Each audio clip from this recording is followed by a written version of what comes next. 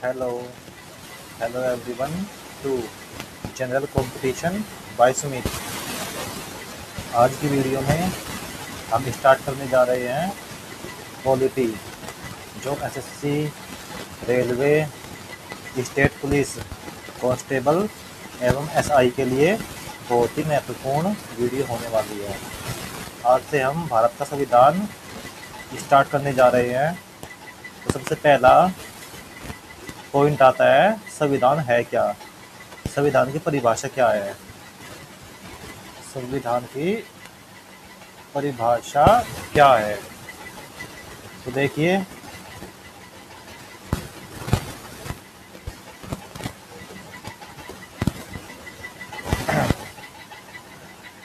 संविधान सरकार चलाने का महत्वपूर्ण लिखित दस्तावेज है, जिसके आधार पर देश का शासन चलता है।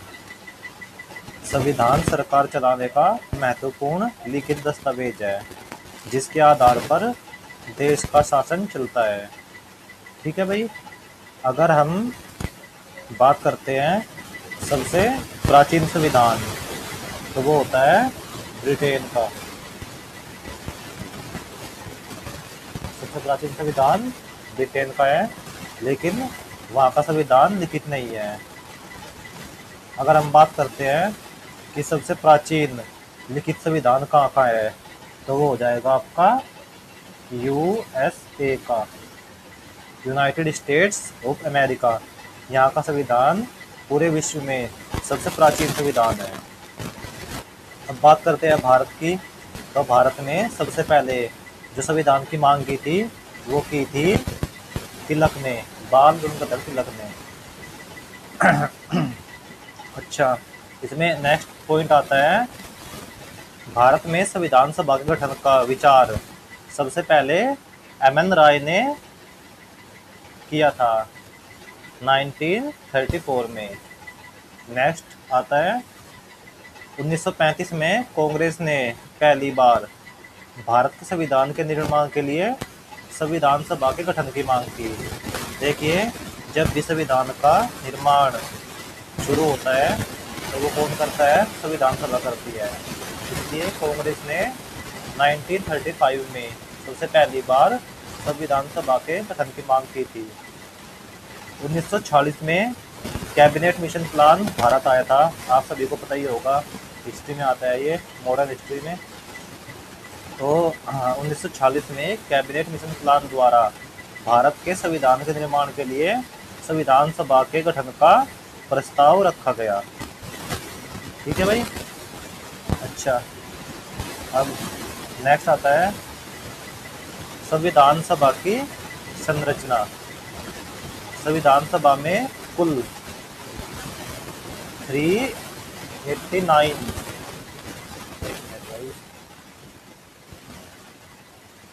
संविधान सभा में कुल 389 सदस्य थे, जिसमें से प्रांतीय विधानसभाओं से 292 सदस्य थे। ये प्रांतीय विधानसभाएं कितनी थी? 11। संविधान के निर्माण से पहले इंडिया बहुत सारे छोटे छोटे स्टेट्स में बटा हुआ था। तो पूरे भारत में मिलाकर उस समय 11 प्रांतीय विधानसभाएं काम कर रही थी। तो प्रांतीय विधानसभा से कितने सदस्य हो जाते हैं? 292 सदस्य हो जाते हैं। देसी रियासतों से 93 और चीफ कमिश्नरी से 4। ये जो देसी रियासत होती है, ये वो वाला एरिया था जहाँ पर भारतीय राजाओं का शासन था। ठीक है भाई। तो जो संविधान सभा थी, आप उनमें कह सकते हैं जो 93 सदस्य थे, ये एक तरह से मनोनीत किए गए थे। इन्होंने जो इलेक्शन हुए थे संविधान सभा में, उनमें इन्होंने पार्टिसिपेट नहीं किया था। ये जो इलेक्शन हुए थे वो हुए थे 292 + 4 = 296 सीट्स पर इलेक्शन हुए थे। तो संविधान सभा की संरचना में आप कह सकते हैं कुल सदस्य थे 389, प्रांतीय विधानसभाओं से 292, देशी रियासतों से 93 और चीफ कमिश्नरी से 4। ठीक है भाई, ये क्वेश्चन बहुत इंपॉर्टेंट है। ये चारों फैक्ट ये कई बार एग्जाम में पूछे जा चुके हैं। अब नेक्स्ट आता है संविधान सभा के चुनाव। तो जो संविधान सभा है उसके चुनाव जुलाई अगस्त 1946 में हुए थे। 296 सीट पर, जिसमें से 292 थे प्रांतीय विधानसभाओं से और 4 थे चीफ कमिश्नरी से। आपने पिछले पेज पे देखा होगा, यहाँ पर 292 प्रांतीय विधानसभाओं से तथा 4 चीफ कमिश्नरी से। इस तरह से जो इलेक्शन हुए थे, संविधान सभा के चुनाव हुए थे, वो 296 सीट पर हुए थे। तो इसमें से कांग्रेस को 208 सीटें मिली थी, मुस्लिम लीग को 73 सीटें मिली थी तथा कुछ निर्दलीय चुनाव लड़ रहे थे उम्मीदवार तथा जो छोटे चुनाव जो निर्दलीय लड़ रहे थे तथा अन्य, उनको मिले थे 15 सीटें। तो यहाँ पर कुल मिलाकर हो जाती है ये 296 सीट जिस पर इलेक्शन हुए थे। अब उसके बाद आता है महत्वपूर्ण नोट्स। सबसे पहला आता है इसमें संविधान सभा को 2 अलग अलग काम दिए गए थे। सबसे पहला तो उस समय देश के लिए आम कानून, उस समय देश के लिए आम कानून बनाना और दूसरा स्वतंत्र भारत के लिए संविधान बनाना। तो जब संविधान सभा की मीटिंग देश के लिए आम कानून बनाने के लिए होती थी, मतलब एक विधायिका के रूप में होती थी, तब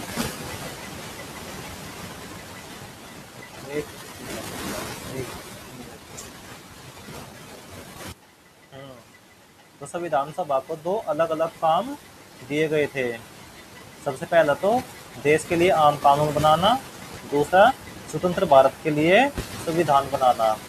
तो ये इसके देखो दोस्तों, जो इसके ये इसके हेड है ये, तो ये गलती से ऊपर नीचे लिख गए हैं। तो जो सबसे पहला वाला है ये देश के लिए आम कानून बनाना। तो जब संविधान सभा की बैठक इस रूप में होती थी तो उसके जो अध्यक्ष होते थे वो गणेश वासुदेव मावलंकर होते थे तथा जब उसकी संविधान सभा की बैठक संविधान सभा की तरह होती थी तब उसके अध्यक्ष होते थे डॉक्टर राजेंद्र प्रसाद। ये गलती से थोड़ा इधर उधर हो गया है तो यहाँ देख लेना भाई। देश के लिए आम कानून बनाना तो उसके हेड होते थे जी.वी. मावलंकर, मतलब गणेश वासुदेव मावलंकर। दूसरा है स्वतंत्र भारत के लिए संविधान बनाना, तो उसके हेड होते थे डॉक्टर राजेंद्र प्रसाद। ये दोनों कार्य अलग अलग दिन पर किए जाते थे।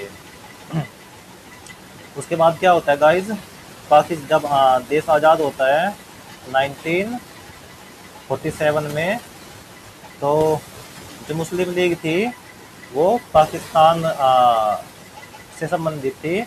तो पाकिस्तान जब इंडिया से अलग हो चुका था तो कुछ सदस्य ऑब्वियस सी बात है थोड़े कम हो जाएंगे। तो सेपरेशन के बाद, पाकिस्तान के सेपरेशन के बाद जो सदस्य कुल संख्या थी वो 389 से घटकर 299 रह गई थी। आया समझ में भाई? हाँ, नोट। सबसे पहला संविधान सभा को 2 अलग अलग काम सौंपे गए थे। सबसे पहला देश के लिए आम कानून बनाना। जब देश के लिए आम कानून बनाने की बात हो तो उस दिन उसके हेड होते थे जी.वी. मावलंकर तथा दूसरा है स्वतंत्र भारत के लिए संविधान बनाना। उस दिन उसके हेड होते थे डॉक्टर राजेंद्र प्रसाद। ये दोनों कार्य अलग अलग दिन होते थे। जैसे एक दिन जो संविधान सभा है वो बतौर विधायिका काम करती थी, तथा दूसरे दिन संविधान सभा संविधान निर्माण पर कार्य करती थी। उसके बाद में पाकिस्तान में शामिल हो चुके मुस्लिम लीग संविधान सभा से अलग हो गई थी, जिससे सदस्यों की कुल संख्या 389 से घटकर 299 रह गई थी। ठीक है भाई। अब देखो दोस्तों, ये वाला पोर्शन काफ़ी ज़्यादा इम्पोर्टेंट है। इसमें से बहुत सारी परीक्षाओं में क्वेश्चन पूछे गए हैं। ये 3-4 इसमें पॉइंट दिए हैं मैंने, तो इसमें से काफ़ी बार एग्ज़ाम में क्वेश्चन पूछे गए हैं। सबसे पहला है बी एन राव। एक मिनट गाइस। सबसे पहला है बी एन राव को संविधान सभा का संवैधानिक सलाहकार नियुक्त किया गया। दूसरा है, प्रथम अधिवेशन होता है इसका 9 दिसंबर 1946 में। तो इस दिन जो संविधान सभा के सबसे वरिष्ठ, सबसे उम्रदराज व्यक्ति थे, जो इसके सदस्य थे, डॉक्टर सच्चिदानंद सिन्हा, तो इनको सबसे पहले अधिवेशन में संविधान सभा का अस्थायी अध्यक्ष नियुक्त किया गया था। उसके बाद आता है द्वितीय अधिवेशन। ये हुआ था इसके 2 दिन बाद। आपको पता ही होगा, मैंने आपको बताया था कि जो संविधान सभा थी उसको 2 कार्य सौंपे गए थे। एक कार्य तो था भारत के लिए आम कानून बनाना, दूसरा था स्वतंत्र भारत के लिए संविधान का निर्माण करना। तो देखो, जैसे मानने की बात है, ये 9 दिसंबर को बतौर संविधान सभा की बैठक होती है, तो उसके एक दिन बाद मतलब 10 तारीख को बतौर विधायिका इसकी बैठक हुई होगी, तो वो उसमें मेंशन नहीं कर रखा है।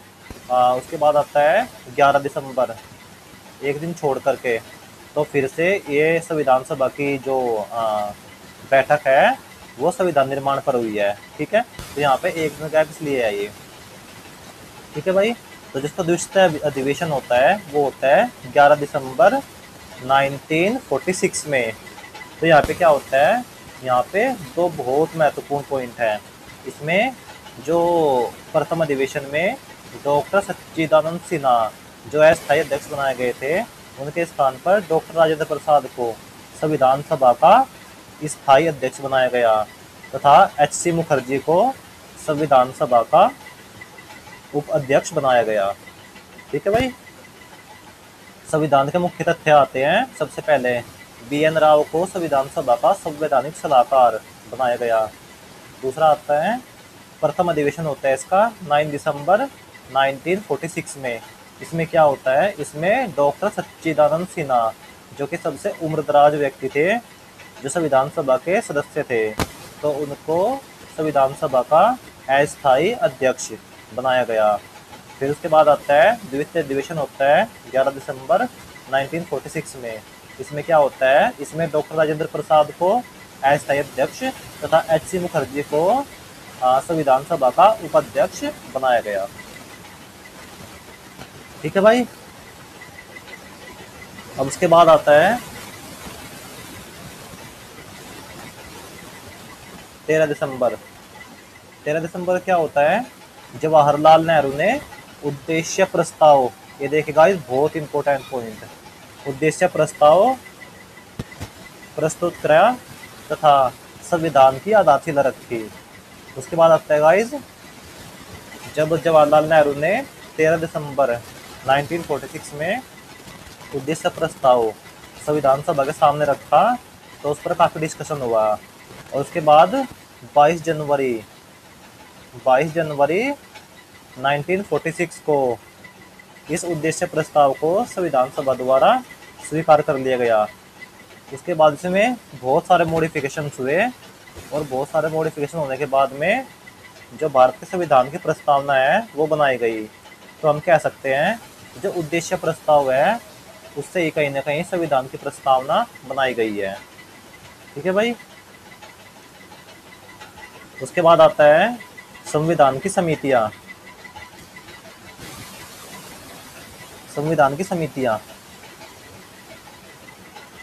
संविधान सभा ने भारत के संविधान के निर्माण से संबंधित विभिन्न कार्यों को करने के लिए कई समितियों को गठन किया, जिनमें से 8 बड़ी समितियां थी तथा अन्य छोटी समितियां थी। देखो दोस्तों, जैसे संविधान निर्माण कार्य संविधान सभा कर रही थी, तो उसमें बहुत सारे काम थे जो अलग अलग क्षेत्र से संबंधित थे, अलग अलग डिपार्टमेंट से संबंधित थे। ठीक है गाइस, तो इसके लिए संविधान सभा ने बहुत सारी समितियों का गठन किया था, जिनमें से 8 बड़ी समितियां थी तथा अन्य छोटी समितियां थी।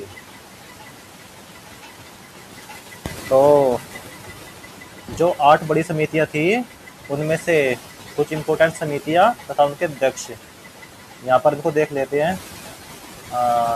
सबसे पहला बात आती है संघ संविधान समिति, तो इसके अध्यक्ष हैं जवाहरलाल नेहरू थे। दूसरा आता है संघीय संविधान समिति, इसके अध्यक्ष भी जवाहरलाल नेहरू थे। उसके बाद आती है प्रांतीय संविधान समिति, इसके अध्यक्ष थे सरदार पटेल। उसके बाद आती है प्रारूप समिति, इसके अध्यक्ष थे डॉक्टर BR अम्बेडकर। इसके बाद आती है मौलिक अधिकार एवं अल्पसंख्यक की समिति, इसके अध्यक्ष थे सरदार पटेल। उसके बाद आती है राज्यों के लिए समिति, इसके अध्यक्ष थे जवाहरलाल नेहरू। और लास्ट में आती है संचालन समिति, इसके अध्यक्ष थे डॉक्टर राजेंद्र प्रसाद। ठीक है भाई। अब जो संविधान की जितनी भी 8 बड़ी समितियां थी उनमें सबसे महत्वपूर्ण थी संविधान की प्रारूप समिति, क्योंकि यहीं से संविधान का प्रारूप तैयार होने वाला था। तो संविधान की जो प्रारूप समिति है, संविधान की प्रारूप समिति, तो इसका गठन हुआ था 29 अगस्त 1947 में। और उसके सभापति बोले तो इसके अध्यक्ष थे डॉक्टर अंबेडकर। और अब बात करते हैं इसके सदस्यों की। तो सबसे पहला था इसमें N गोपाल स्वामी अयंगर। दूसरे नंबर पे आता है कृष्ण स्वामी अय्यर। तीसरे पे आता है KM मुंशी। चौथे पे आता है सैयद मोहम्मद सदाउल्ला। पांचवे पे आता है VL मित्र। तो दोस्तों जो ये 5वें नंबर के सदस्य है, ये अस्वस्थ होने के कारण रिजाइन दे दिए थे प्रारूप समिति से। तो इनके स्थान पर N माधवन राव को नियुक्त किया गया था। अब लास्टली सबसे लास्ट में आता है DP खेतान। तो DP खेतान जो है ये इनकी मृत्यु हो गई थी 1948 में। तो इनके स्थान पर TM कृष्णमाचारी को नियुक्त किया गया था। ठीक है भाई, डन।